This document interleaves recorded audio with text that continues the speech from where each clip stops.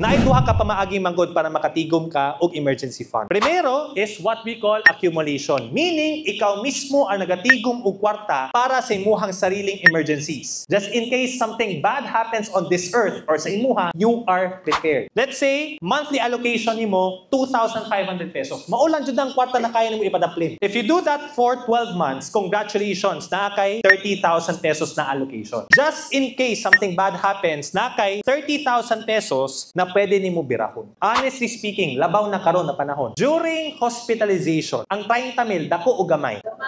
Gamay. So dili ba dapat mangita ka pamaagi how to be efficient with our emergency fund? Therefore, naatay ikaduha na pamaagi. Ang tawag ana is accreditation. Ang kalahian na ni is instead ikaw ang nagtigom og kwarta, imong gibayad ang kwarta sa isa ka financial institution para sila ang magiging support nimo just in case na mahitabo sa imuha. The same lang ang math para klaro. 2,500, 12 months ang imong gibayad sa isa ka tuig kay 30,000. Pero here's the good news. Ang imuhang emergency fund dili 30,000 kundi approximately na sa 1 million pesos. Asa mas nindot? Accumulation, accreditation. Based on the math alone, that is accreditation. That is insurance.